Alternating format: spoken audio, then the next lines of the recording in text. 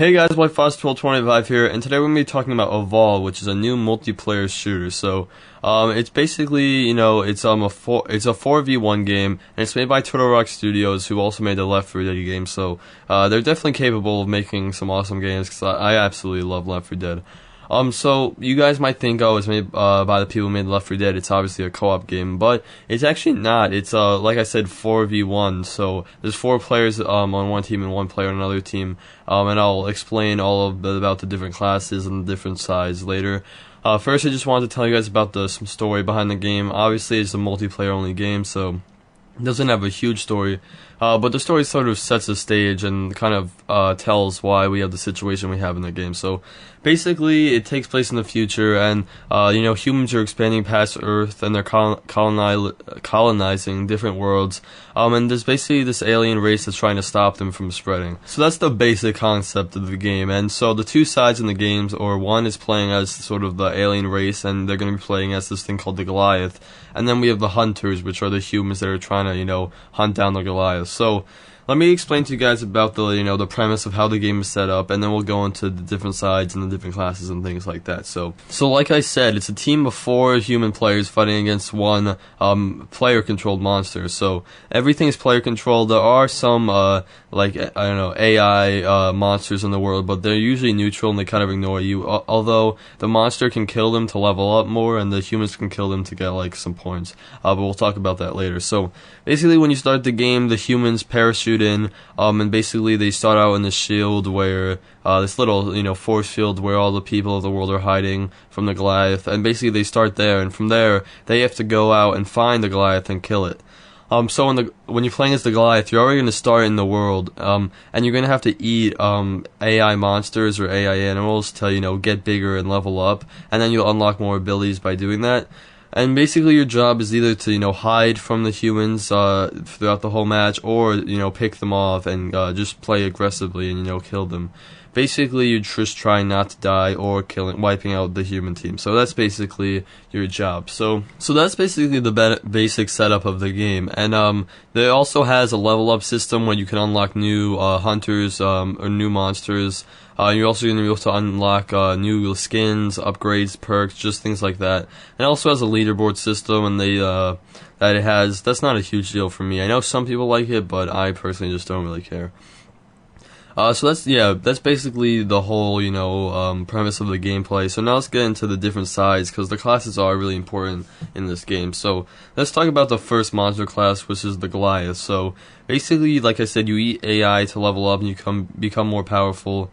The hunters are going to want to get you early, because, the less time you have to eat monsters, the less time you have to level up. And basically, you can, sneak around, try to hide, you can, attack the human players, basically things like that. So you start off with 2 abilities. They didn't say which ones they were, but as you evolve more, you can get up to 4. Like I said, they didn't mention any of the abilities, but in the gameplay we see, some melee abilities. We see fire breathing, so definitely a mix of range and melee attacks. So now let's get into the human classes. So we have Griffin, and he's the trapper. And so basically his job is kind of to scout and try to find where the monster actually is. So he's gonna have to look out for signs of the monster.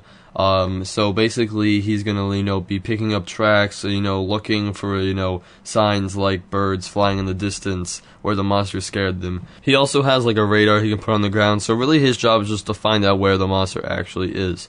It's not to say he can't do damage. He can. He also has a secondary gun that can snag the creature with some sort of system where he just grabs the creature.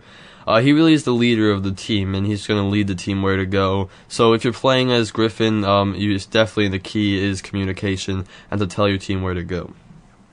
Next we have Markov, and he's sort of an all-out assault character. The whole point of his class is just to do damage to the monster. So he has an electronic assault rifle that's good at distance, and he has a lightning gun that's really effective up close. He also has a personal shield he can use, and he has mines. So really, his job is really just to do damage to the Goliath. Next we have Hank, and he's the support class. So his job is kind of to stay in back and just support. the team. He's not going to be healing them or anything, but he'll do things like he'll have like a laser cutter that he can use from far away to help his team. His secondary is like this pistol that can gives his teammates shields, so his job really is to protect the people up close to the monster from far back. And he also has ability where he can cloak himself and go invisible, which is pretty cool. So now we have the last class, which is Val, the medic.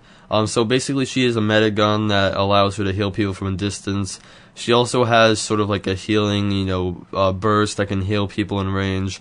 Her basic gun is a sniper rifle, and when she shoots the monster, it opens up weak points in the alien's armor, which is pretty cool, and it allows, the assault classes to deal more damage in those spots.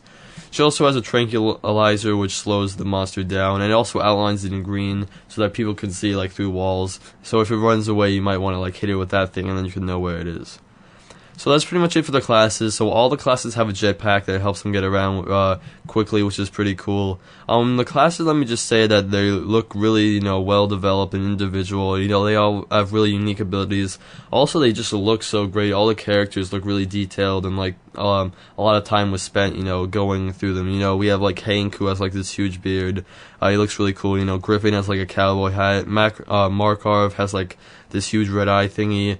They just all look really cool, and I really just love the whole look of them. I think the artist did a really good job. So now let's quickly just talk about the graphics. As you can see on the screen, the graphics look really great, really next gen.